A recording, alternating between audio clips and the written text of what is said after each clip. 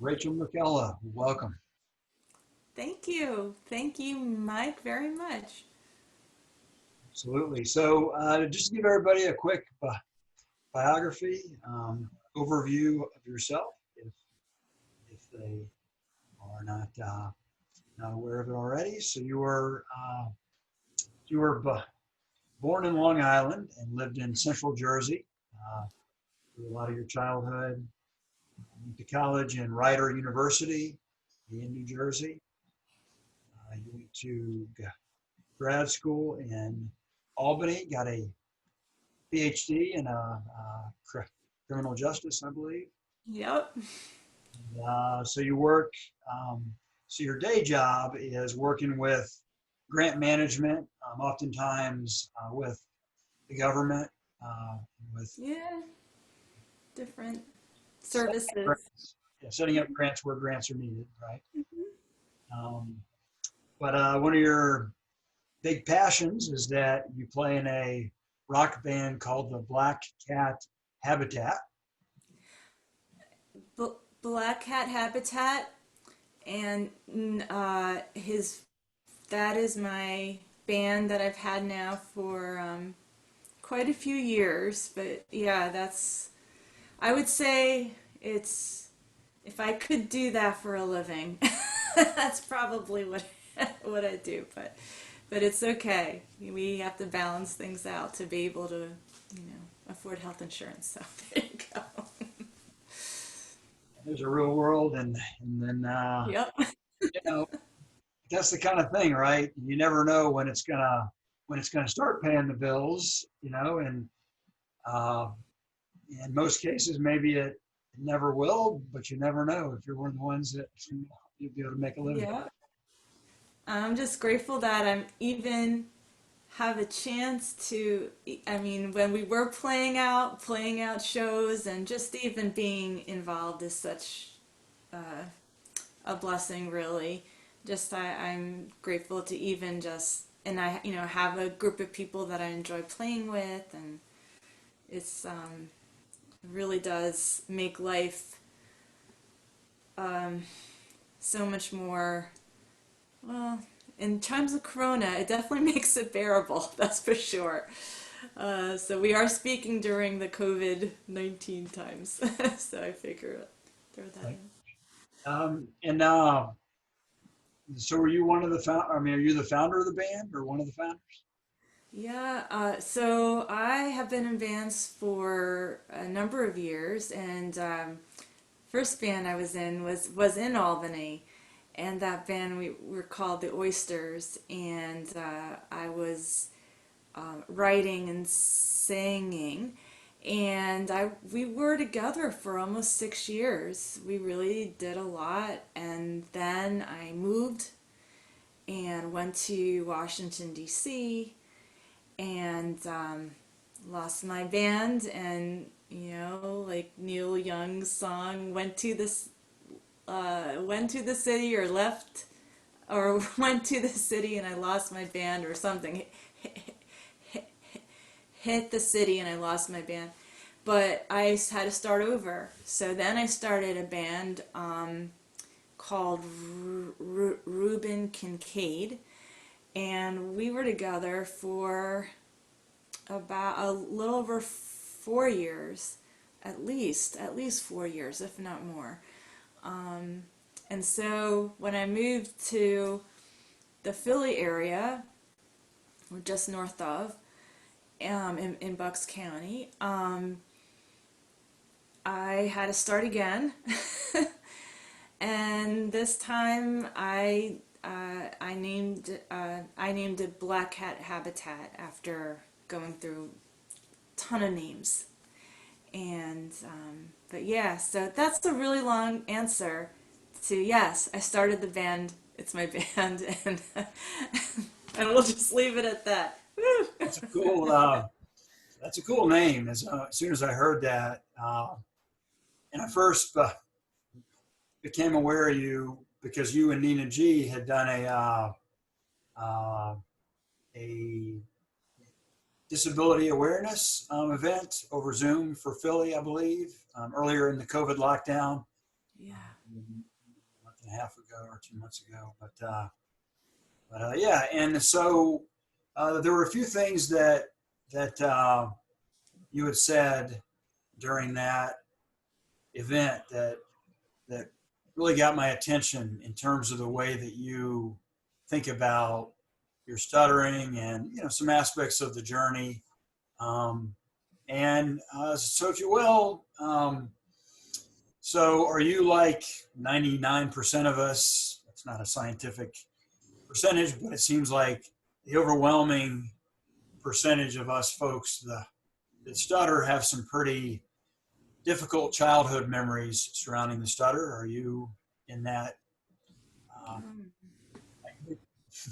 yeah, definitely. I look at, I mean, back then they didn't know a lot about the stuttering research was really sketchy, and it was uh, in many cases flat out wrong as far as causes and conditions about it.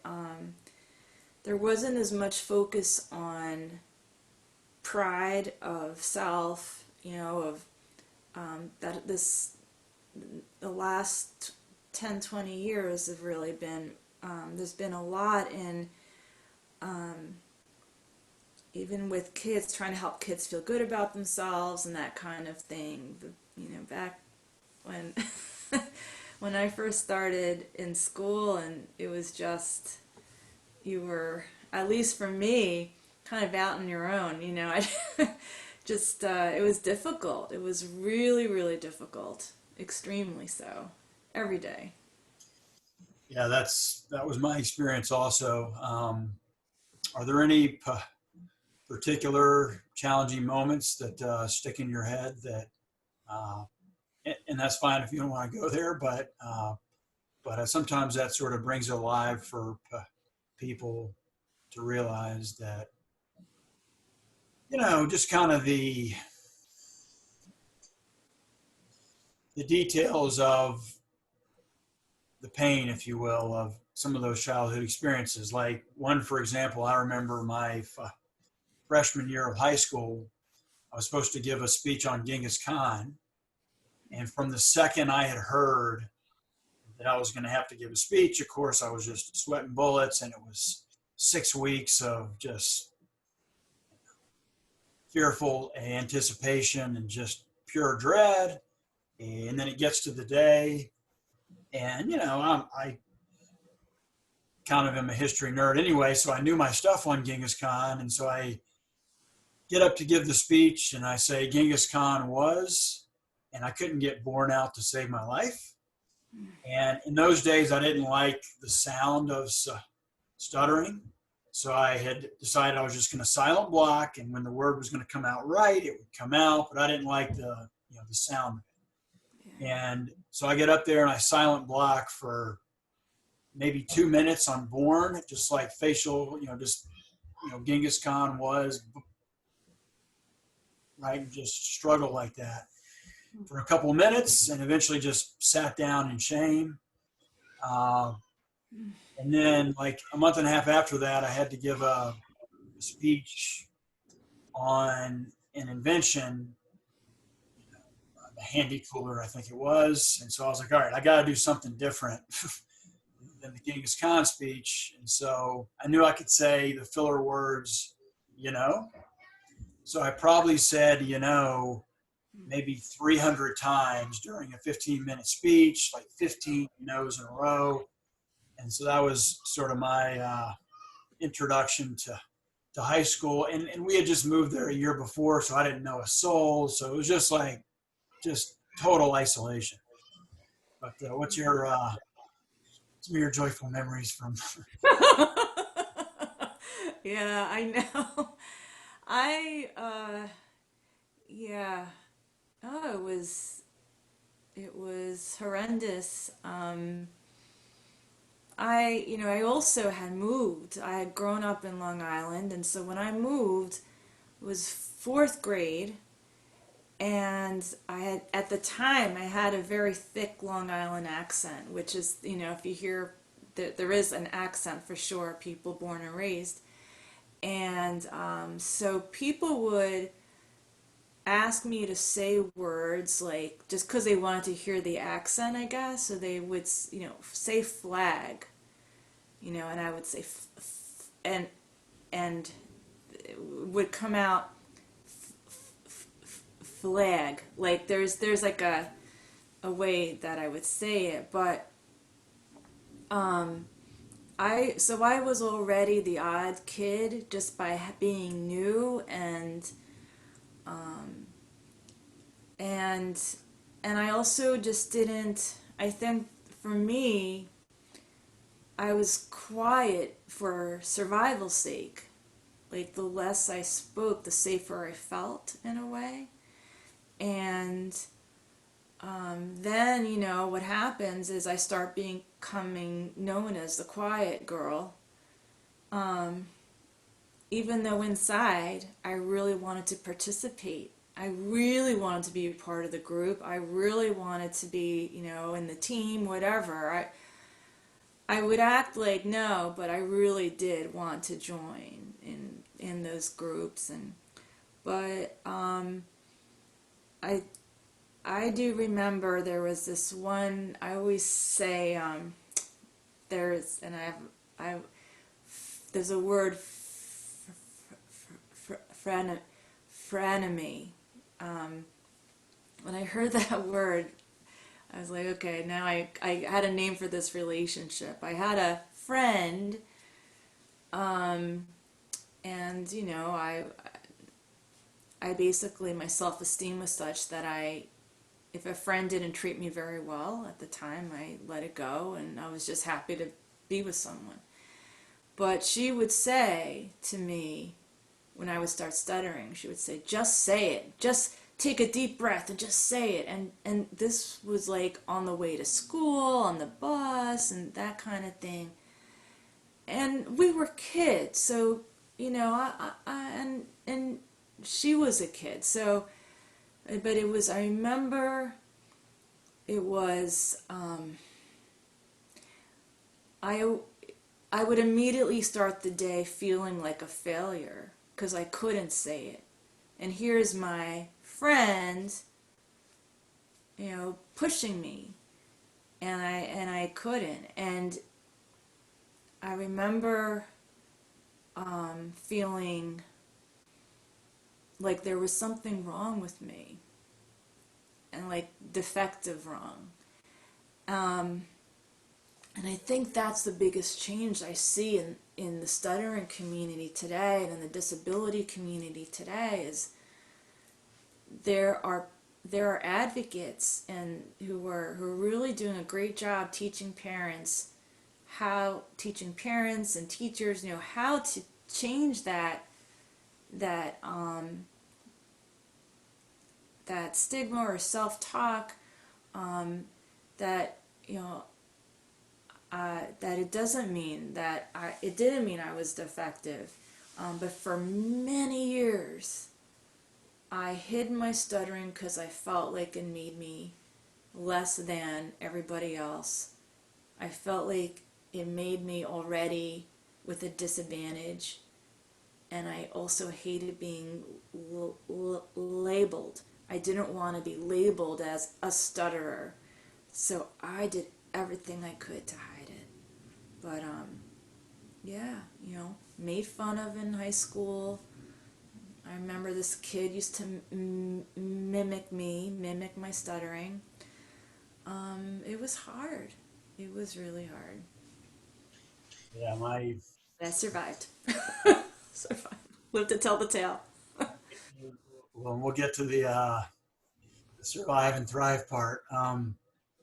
Yeah, I mean, my experience was super similar. It was as soon as I started getting made fun of, maybe in the seventh grade, I think it was, I just was like, all right, I'm not going to give these kids any ammunition. I'm just going to zip it. And that's totally wasn't my personality at all. So basically, I was trying to be somebody else. Like you said, just trying to survive, trying to create as little possibility for embarrassment by just trying to avoid it, trying to be as covert as possible. And I was severe in those days, so there's no way I could talk and still be covert. I just had to shut up essentially, and that was miserable. Um, so, at what age did you start to turn the corner as far as the shame and I will say, so one quote that I had heard you say during that session with Nina G was, I eventually learned to bring my whole self wherever I went. And that really got my attention. When did you start that process, or like, was there something that triggered it, or did it just kind of dawn on you one day that this was no way to live and you just talk, and if you stuttered, but you had to continue living your life? It was a process, but there were some pivotal moments that really helped me to get to where I am today, which is much less covert and more comfortable with stuttering. I'm not going to say 100% because that wouldn't be true, but definitely more comfortable. And I just wanted to touch on something you just mentioned about being invisible, kind of like being quiet, right? So like I was quiet to not draw attention to myself. And it was such a vicious circle because inside I was like, hey, I'm a person, I'm here. But I was creating an environment to be invisible. And at the same time, I was really angry that I was invisible. I was like, man, it's like I feel like I understand some of these kids, like they feel like they don't matter. I was there. I was absolutely there. I remember that clearly. So it's a vicious cycle when that's becomes a coping mechanism. I self-isolated. Like we're self-isolating in quarantine. I know all about that. I self-isolated. I really, by protecting myself, I thought it was protecting myself, and maybe at the time I was, but it was also, I was really hurting myself too. But I didn't know any other way. So what changed? What changed is I was working at my job in DC, and like I said, I've been trying to hide my stuttering for years. I would try to pass as fluent, I heard it say. So I would try to pass as a fluent person by using all the tricks. Just like you said, I would use starter words, I would substitute words, I would,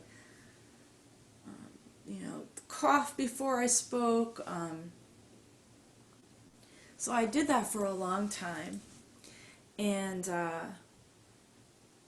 eventually it got to where, and I don't know what caused it, but eventually my stuttering was getting worse. Like those attempts I was making at hiding it were just aggravating it.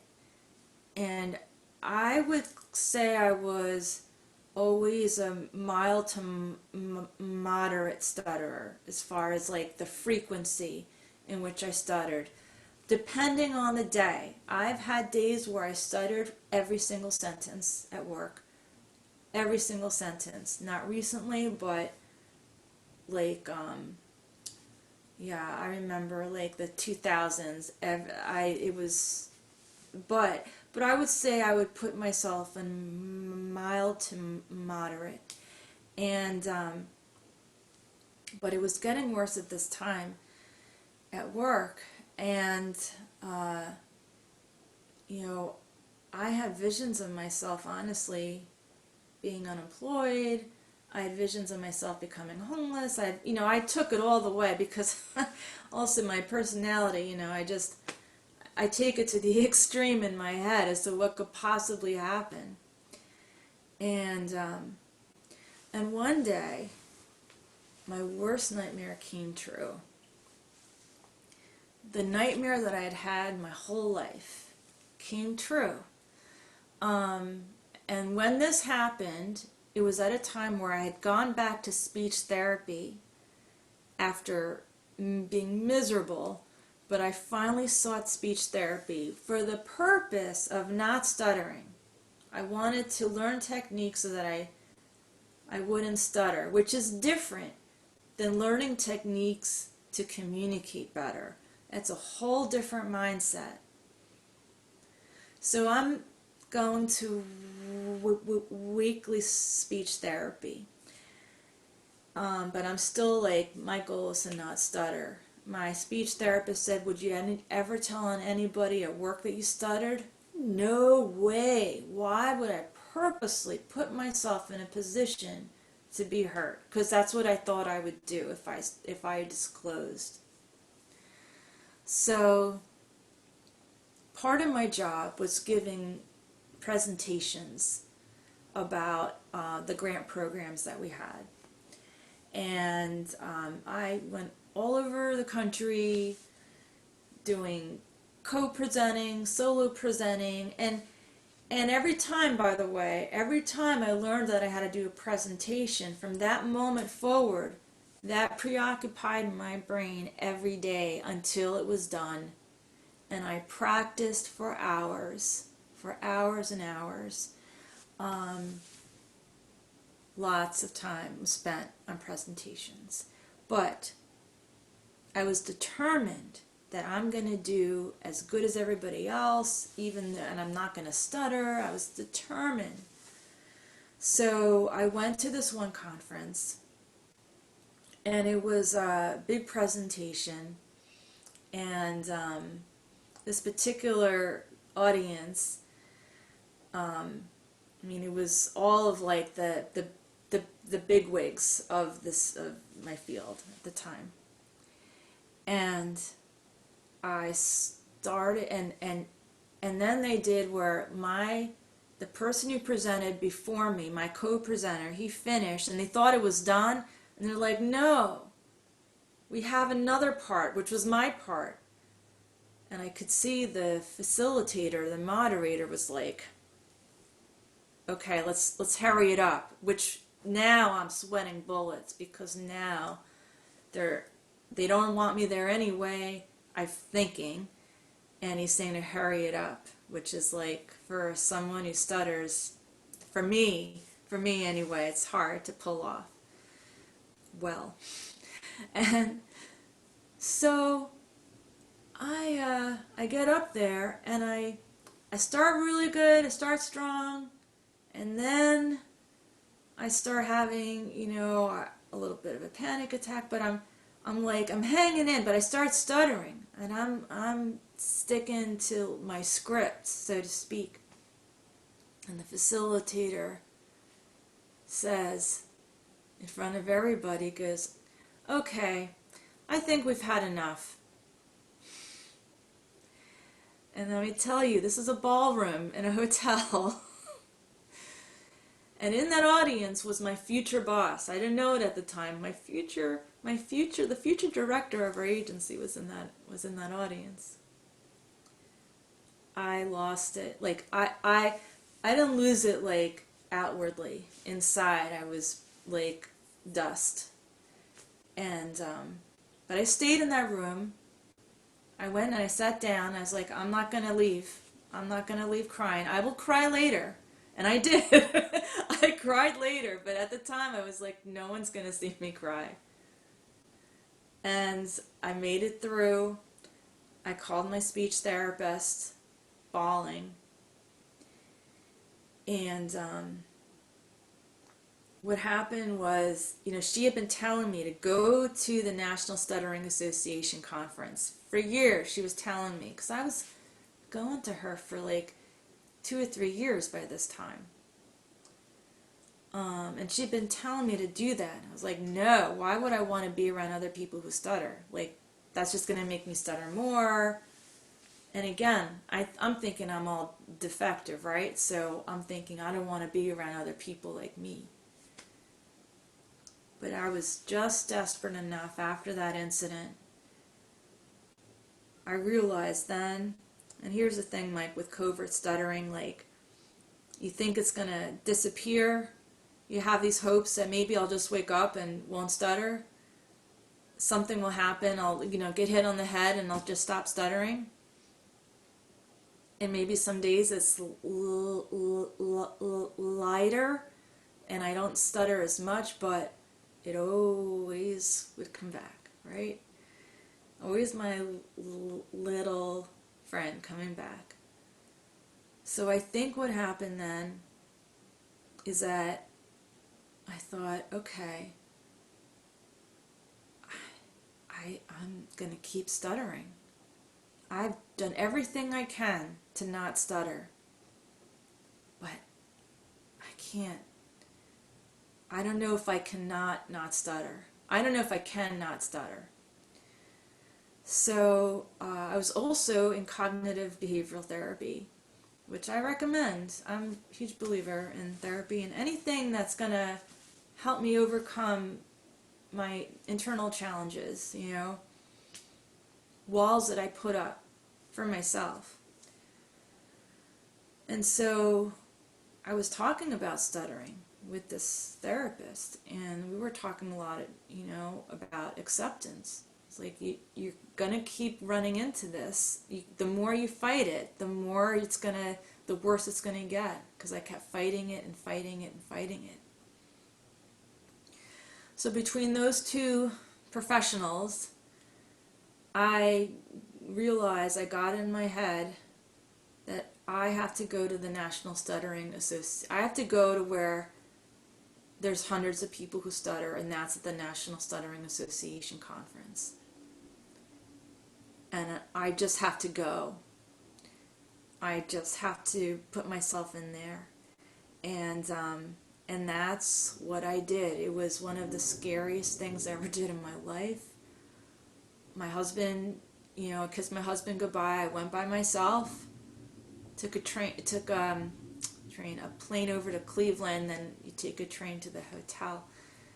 And I remember when I was going to the hotel on that train, I felt like I was being pulled toward there. I really felt like I was being pulled somewhere, like I was really supposed to go. And that is when my whole world changed. My whole world, all my perceptions about stuttering, all my beliefs about stuttering, it all changed. That was like a really long story, and I could talk more about it, but that's what happened. I have to finish it, I guess, is that the people I saw there were smart, were beautiful, were funny, were kind, were inclusive, were accomplished. They were lawyers, and Nina is a comedian who stutters. They're actors. They're people who are actors and scholars and military personnel. Every field you could imagine. Rocket scientists, little rocket scientists. And I was like, these are people who stutter, and I realized maybe stuttering doesn't make you defective, because I didn't think they were, and if they're not, then maybe I'm not either. That's very well said. And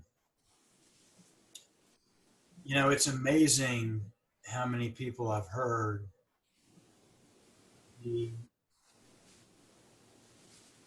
transformation starts, and oftentimes it's fairly rapid. I mean, was it fairly rapid after that point?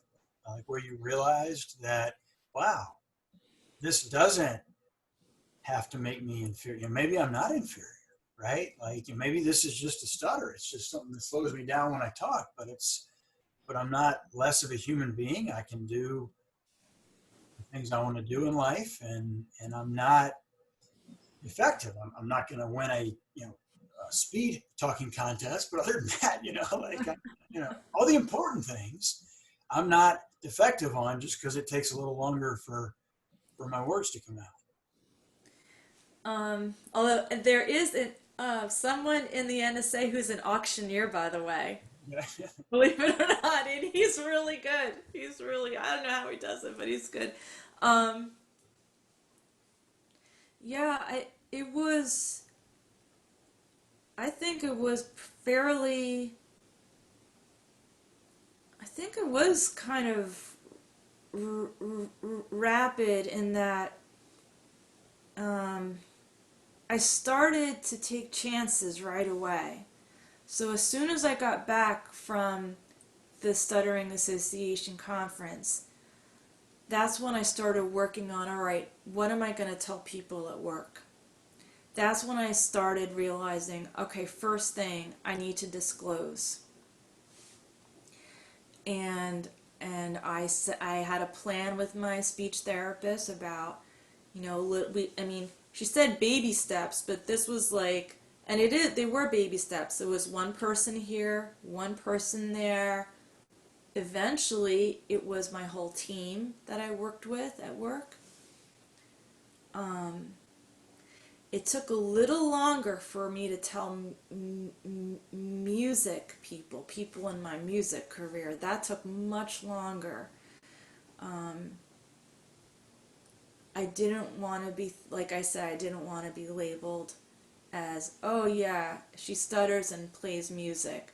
Like, no, I've always played music. I just happen to stutter.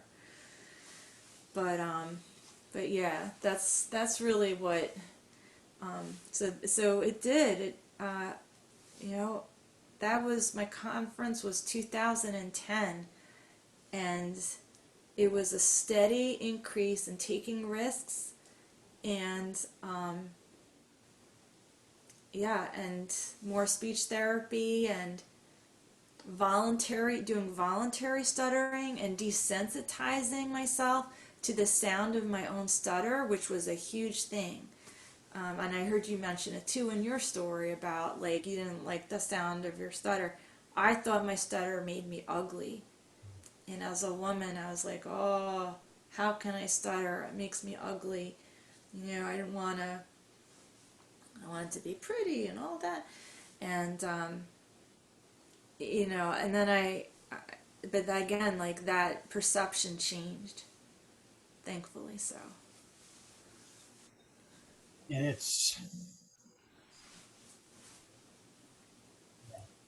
really is powerful. And I haven't 100% put my finger on it yet because it's hard to articulate and it's hard to intellectually wrap our head around why it's so powerful to go be around other folks that stutter. And although maybe it's as simple as we thought we were alone for all those, we felt alone. We didn't know. I never met anybody else that's stuttered like I did. And, maybe they were around, but they weren't talking, and at least until the end of high school, I wasn't talking. And so we wouldn't even know that each other stuttered. We were just two quiet kids at the party. Um, and, that it's kind of a vicious circle as far as stuttering awareness goes. People don't know about stuttering. And part of it is because we're not speaking up about stuttering until we get to a certain level of self-acceptance. It's so true. And you know that story I told you about the presentation where the guy said, we've had enough? I'm convinced that if I had said, excuse me, I'm a person who stutters, let me finish, it would have been a whole different type of event. And that's not, yeah, and that's on me. That was my part in that. Yes, yeah, so. Well, and it would have, and there's obviously no point in having regrets, but it was a good learning experience in retrospect, right? Absolutely. But, if you had said that, or if I had done that during the Genghis Khan speech, um, everybody in that room would have walked out way more educated on stuttering. And the next person that they encountered that stuttered, they would have remembered that. Yeah. And And so, and the those big speeches are like mass education opportunities, right? With a bunch of people in the room, and the guy, like, it also from an emotions standpoint, uh, it would have really reversed it. Now, obviously, we're not trying to we're not trying to make anybody feel bad, but if you would have said that, he would have been like, and everybody in the room would have known what he just, what he just did, what just happened, and that it was totally not cool. And it would have been a powerful education moment. But you're young, there's plenty more of those to come, But but it's amazing, right? Like once you know that you can do that, it's like you have a superpower all of a sudden, right? Like we thought that we were powerless in the face of those stuttering moments. I like to think of it like a sport, so I like to call it the stuttering wolf is our opponent in this game. Not that stuttering is like, I'm not trying to demonize stuttering, but the stuttering can either be a tyrant, a total tyrant in our life, which many of us have experienced that for a long time, or it can be something that humanizes us and that connects us even more with other people, even though they don't know, unless they stutter, they don't know what it's like. But as I talked about with Daniello Rossi on a recent episode, as the Stuttering is Cool podcast, um, stuttering becomes a way to show our courage, essentially, because people don't know exactly what it's like, but everybody's to some degree felt social anxiety from time to time, especially around something like public speaking. Mm. And they can imagine, man, that must be really challenging to stand up there uh, with a speech impediment, but she's still there doing it. She didn't run away. That takes chutzpah, as they say on the. Yeah. And the other thing I did that helped is I joined Toastmasters. So I did in Toastmasters, the first level is you do 10 speeches. And that's what I did. I didn't go further, but I did do my 10 speeches. I got my competent communicator certificate. And what's cool about Toastmasters is people will talk to you about your speech aside from stuttering. So like people said, "Oh, I really like how you did do this with their speech. I really like how you connected these concepts," or "You really inspired me to action." And you realize, at least I realized, speech is so much more than the mechanics. I mean, it's such an opportunity to connect, and and that's when things really change. Is when I started going to speech therapy and working on stuttering so that I could communicate better. It wasn't, and if stuttering helped me communicate better, then I'll stutter through the word. If using I'll use one of my strategies, which is stretches. If using a stretch on a word like community, community was a hard word for me to say, but I would use the stretch. If that's gonna help me communicate what I want to communicate, and it's funny, I didn't stutter and communicate, but community I did. Weird, but it's a different mindset. Now is my the goal is my message coming across? Am and oh, this other thing is I'm listening. There's a people used to tell me, "Oh, you're such a good listener," because I was just quiet. But no, I was trying to figure out how am I going to get out of this. When you asked me this question, how am I going to do this? So I was just working in my head about. Now I can say I listen, and I love listening. like it's an active thing. And that's because I'm not so worried about my stuttering. You're you're much more free to not be trapped in your own head thinking, oh, what are, you know, when am I going to have to talk or what am I going to have to say? Right. It's just you can, and I know this experience too, uh, where you can sort of forget about ourselves for a second, Yeah, right, and just get absorbed in what the person is saying. absolutely.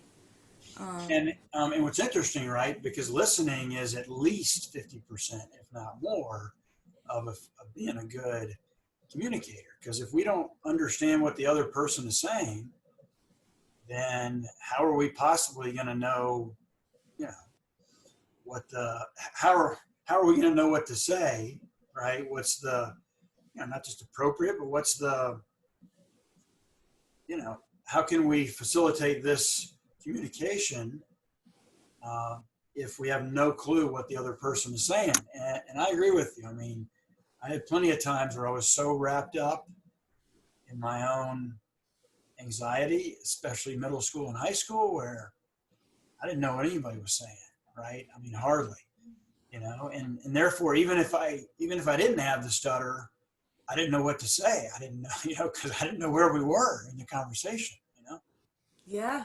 Oh yeah, that's a huge that was a huge aspect of school for me. And I look back and I was never like a straight A student or anything. I worked really hard.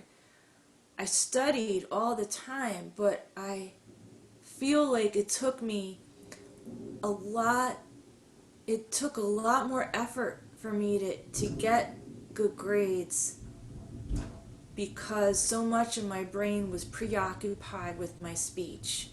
If that had been freed up to actually be in school and be present, I don't know, would have been so much. Who knows what would have happened? But I think there was a research that came out that looked at the not intellectual capacity because it wasn't that, but it was looked at um, you know, for lack of a better word, academic achievement or just the way, or no, the learning process for kids who stutter versus kids who don't. And so it was pretty interesting.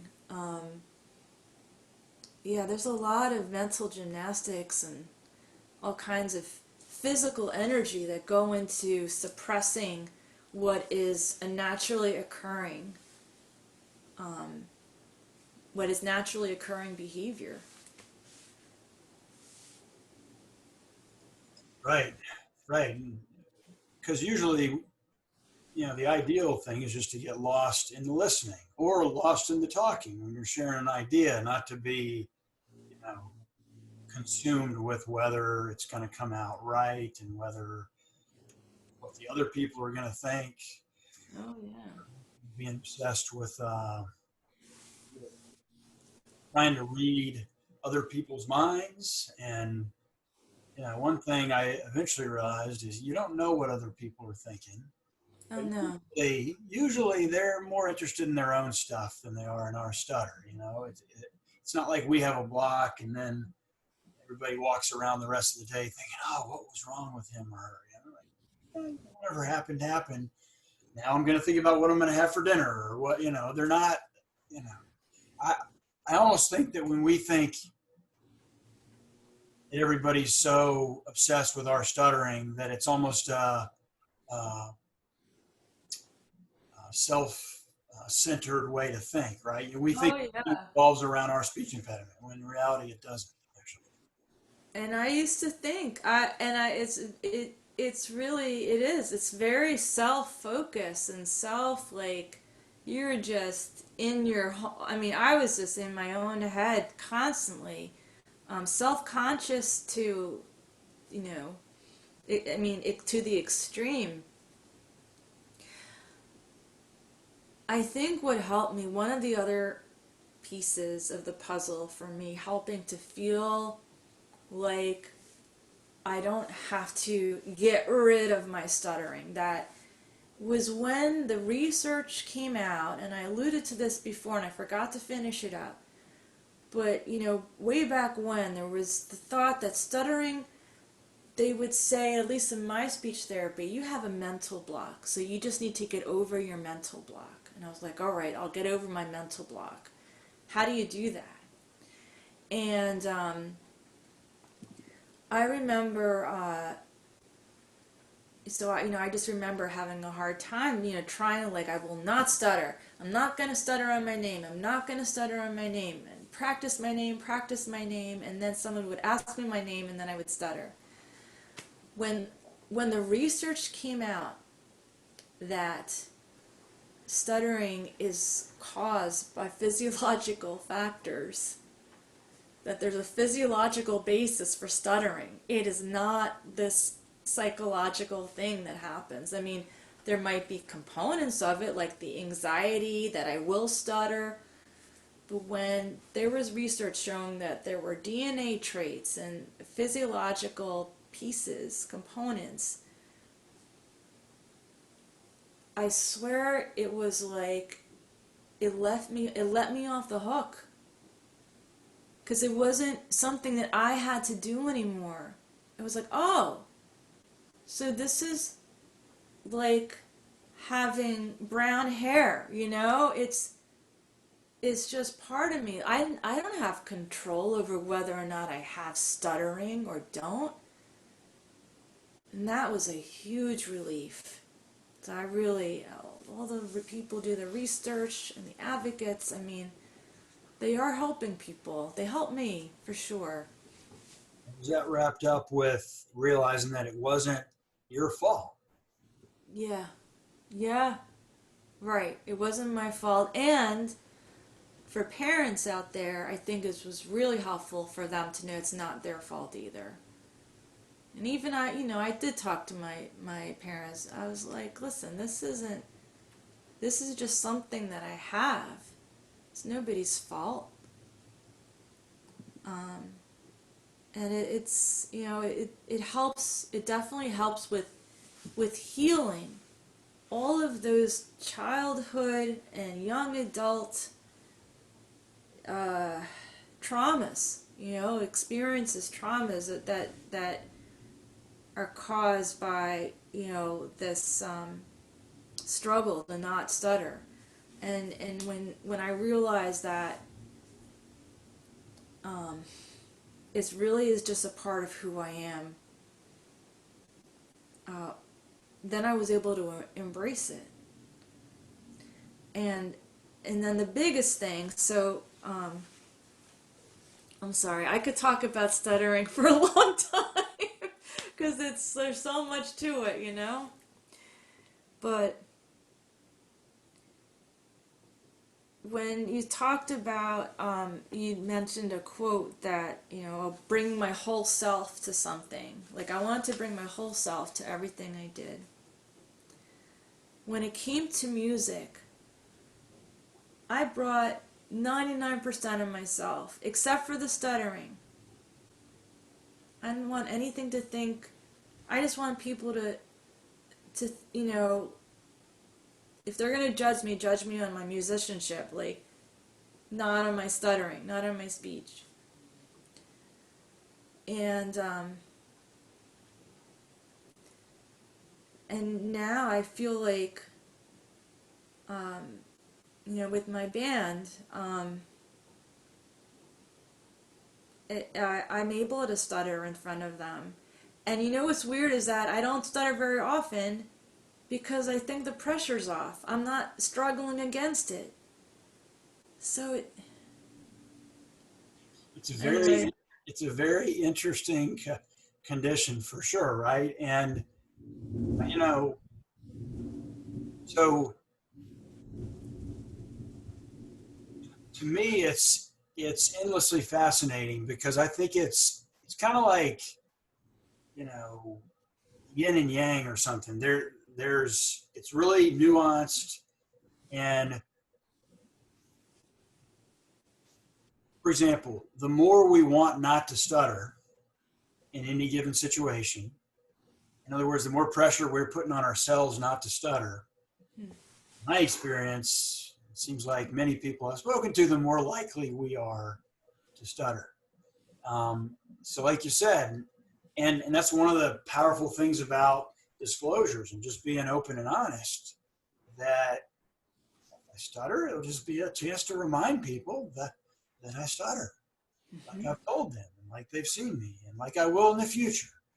Um, and, you know, oh, this reminds me. So I think I heard you mention in that thing with Nina G that you had had some sort of eye contact training. Was that a part of the CBT? Like just go out and talk to people and look them in the eye? No, that was actually something separate.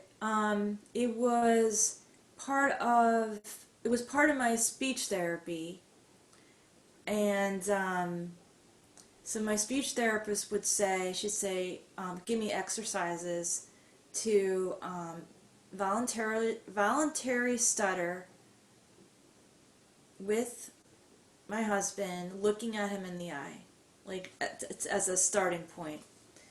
So I would look at him and stutter, and um, and he would just be looking back at me, and it was to help with the shame that I felt when I stuttered.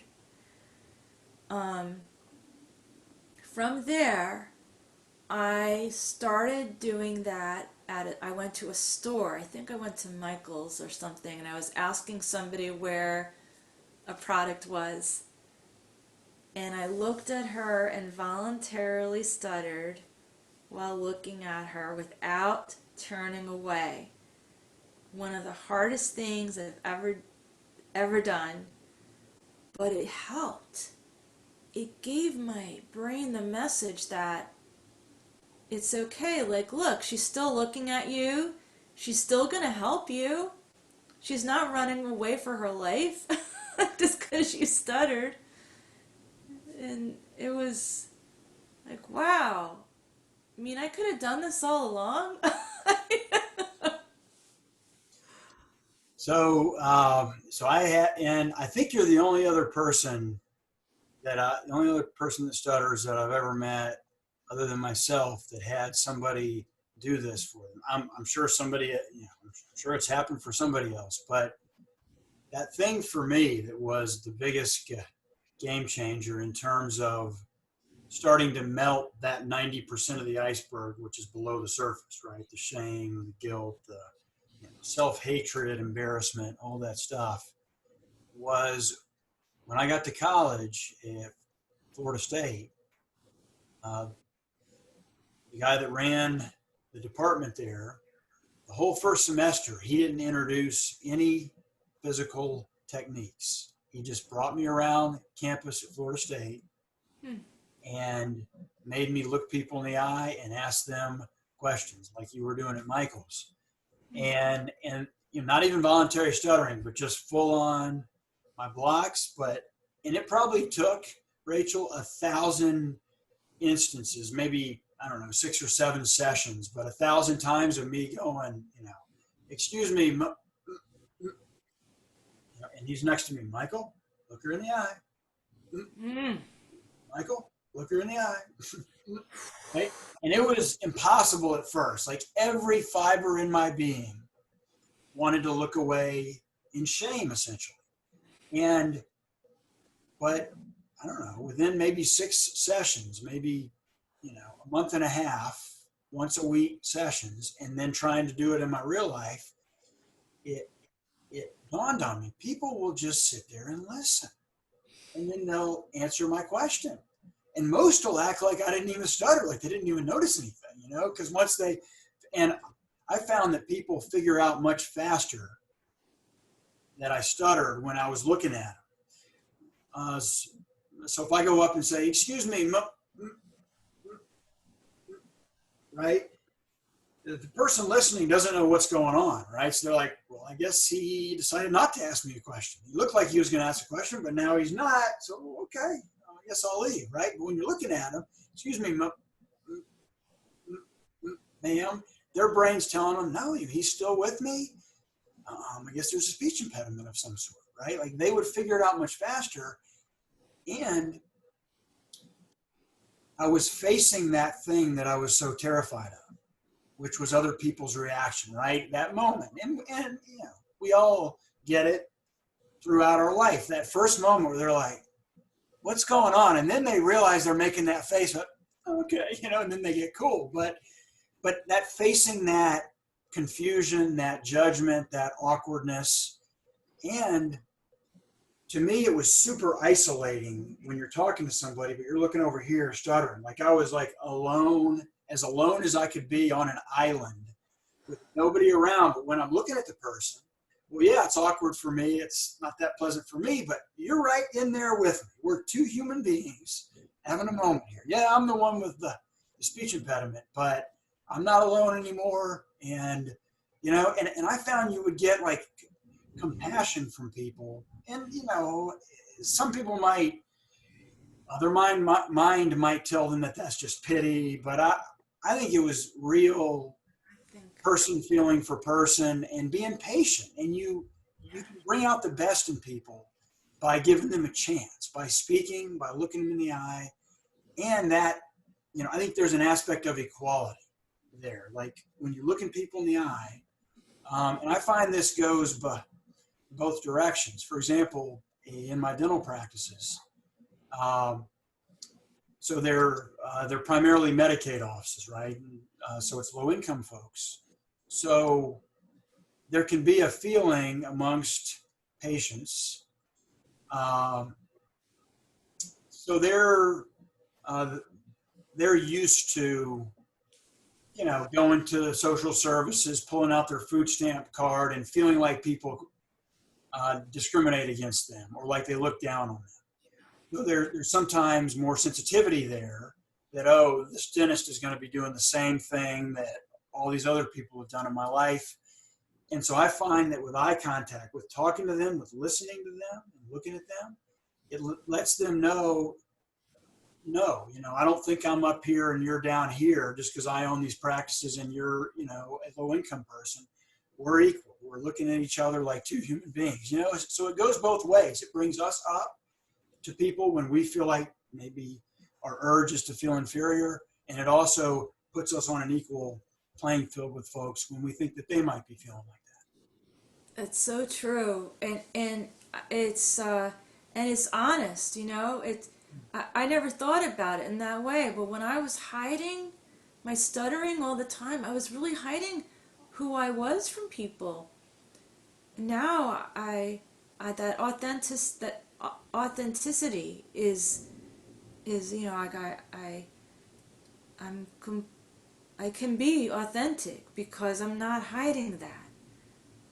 Um, and the other wild revelation from doing that eye contact work is that I found that the more comfortable I am with my stuttering, the more other people are comfortable with my stuttering. Like, I give the cues to the people who are listening. Like, this is, you know, if I'm comfortable, they're going to be comfortable. If I'm going like this, my name, it's like they're thinking something's wrong, and or they might think something's wrong. But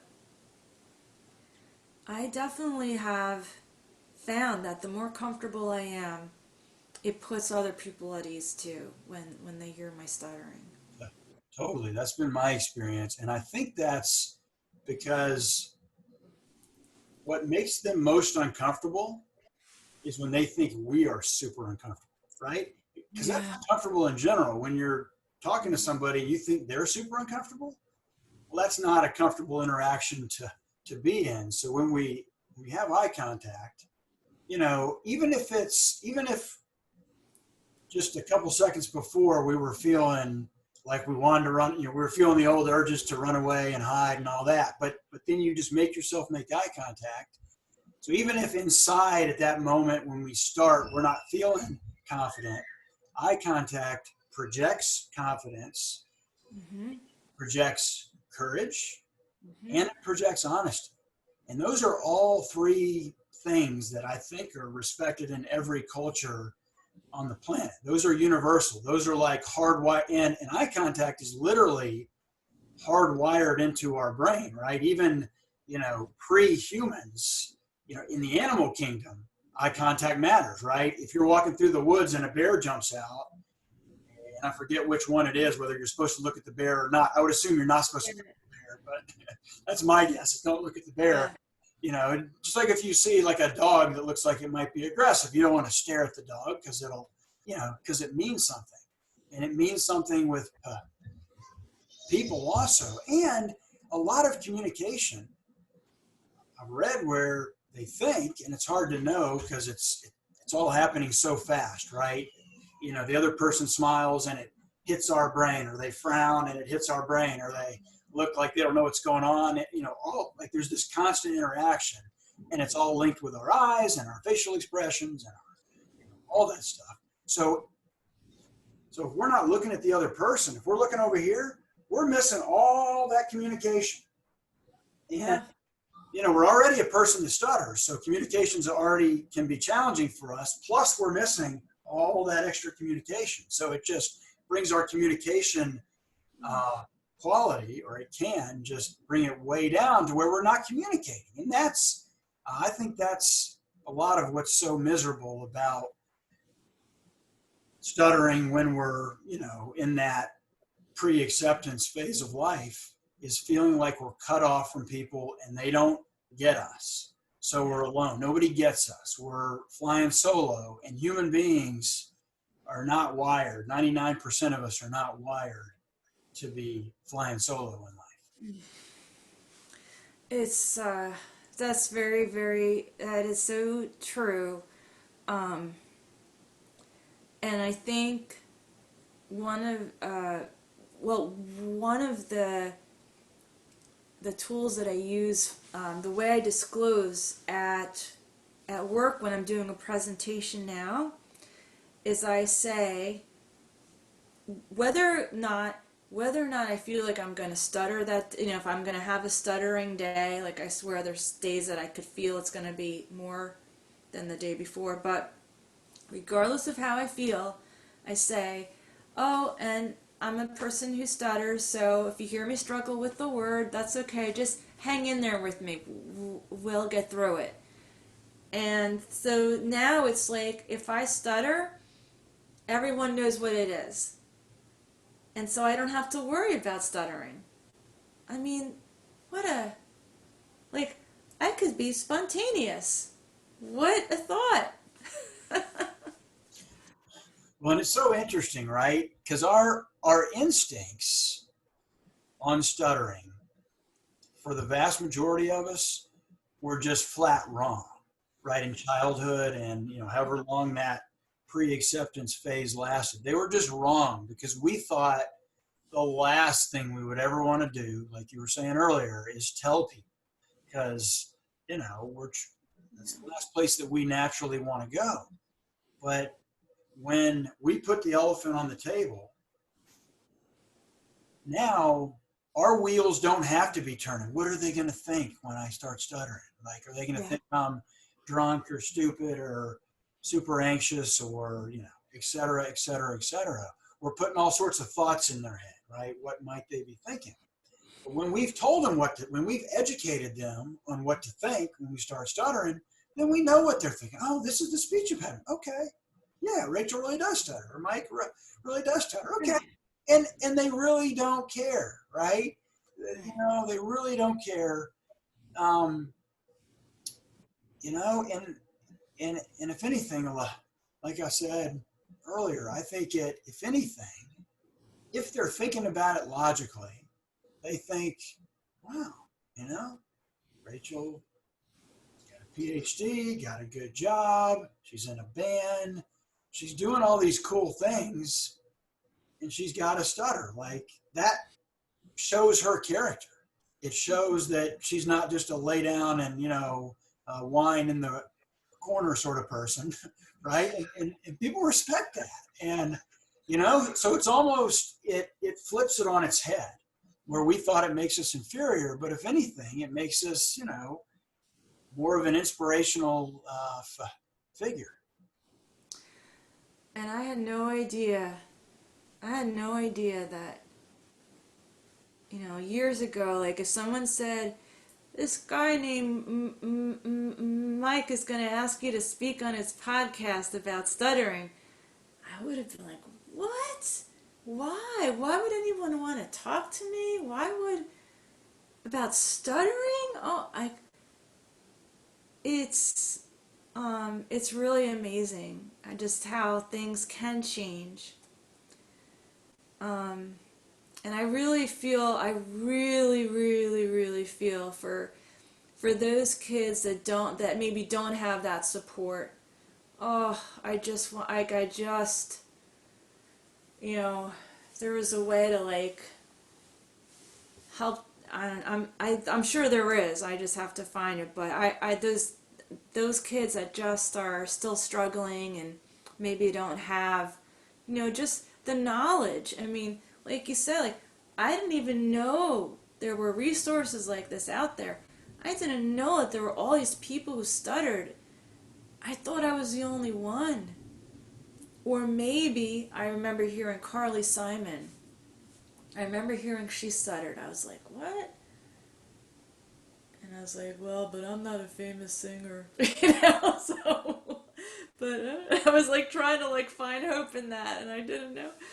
But yeah, it's so much of it is getting the word out and advocating, and that's why I really like doing these disability pride kind of events because.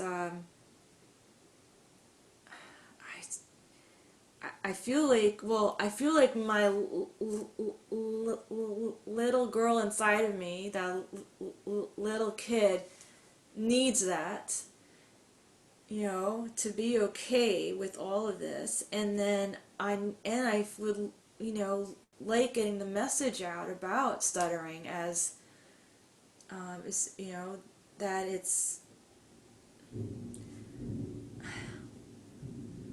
that it doesn't mean you're defective, that it's a part of. I'm a musician that happens to stutter. I'm not a stuttering musician. I'm a musician that happens to stutter, like I happen to have brown hair. And A central part of who you are. I mean, it's a, you know, it's a, and insofar it is a central part of us, you know, it's something that can actually bring a lot of inspiration and a lot of, it can bring confidence. Like, the name of my podcast is Stutter with Confidence. And that wasn't just a catchy thing. It's like, we can absolutely still be confident and stutter. And, it's, as far as I'm concerned, blocks are nothing more than blocks, right? Like, they're not a sign of that inferiority that we kind of assumed that they were for so long. So you mm-hmm. have said that you wish that you could do something for kids, and um, there's a chance, that some kids will be watching this. So if you could talk to your 10-year-old self, uh, what would you say? Oh my god, now I'm gonna cry. I'm gonna cry in this podcast. That's okay. Seriously, this is wow. Okay, if I could talk to, well, okay, I have to. Um,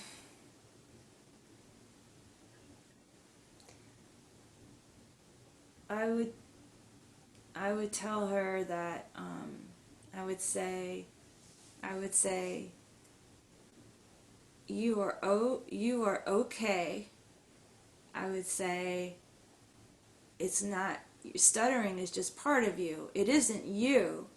It's just like if someone has, think of it as like someone has a knee that doesn't work right. They're not going to blame themselves for having a bad knee. So, and and that I would tell her mainly, I said that I love you no matter, I would love you whether you stutter all day, whether you never stutter. It has nothing to do with my love for you. And other people will love you too, just because of who you are inside. And that's what I would tell her. And things will I get better.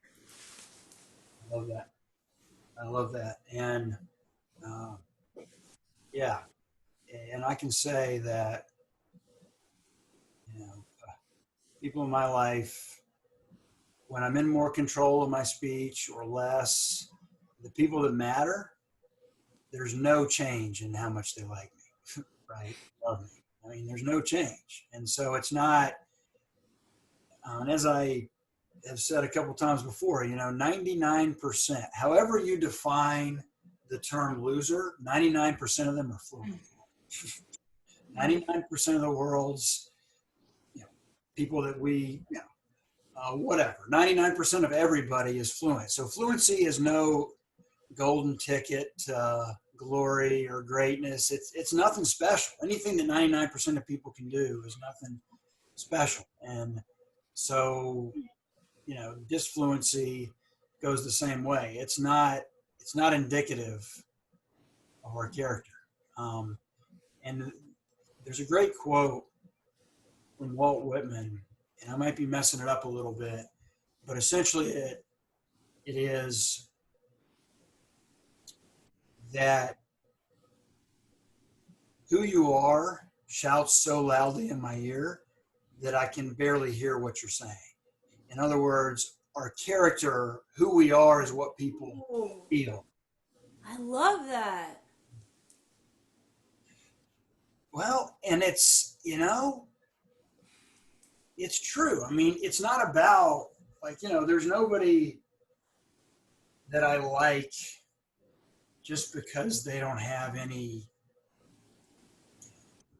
obvious challenges or disabilities, right? It's not that. I mean, you know, that's maybe in the seventh grade that mattered a lot, right? Or at least we thought it did, or there were a few kids that made us think it did. Your friend of me that you mentioned, and she's probably a nice person now. She'd probably never do that now. Like you said, she was a kid then. Um, but yeah, that realization that our stuttering has nothing to do with our character or how people are gonna think about our character. They'll be surprised at first if they've never seen it, because that's human nature. But once they know what's going on, nobody cares. And if they do care, then go hang out with somebody else. Right, right. What was that? There was that saying, the people that, oh, the people, I'll have to look it up. Something about people who care, the people who matter don't care, and the people that care don't matter, or something like That's it. that. That's it. Yep, yep. There you go. Well, it was fantastic to talking to you, and uh, and I thoroughly enjoyed it. And thanks for sharing. And you're a very eloquent speaker. You're very I don't know if it was Toastmasters or what, but I can tell that you know how to use a pause and you take your time and figure out what you want to say, and that's a super effective way to communicate. And so you've achieved that goal of becoming a much better communicator, and I think people are going to really enjoy this episode. Oh, Mike, thank you so much for asking me to talk about stuttering, and I didn't know what to expect, but it's always a little scary, just to put yourself out there, and hopefully I didn't say anything too embarrassing. But I really did enjoy our conversation, and I really appreciate the work that you're doing in getting the word out about stuttering. Thank you for that. Likewise, thanks for coming on, and we'll talk to you later. Thank you. Talk to you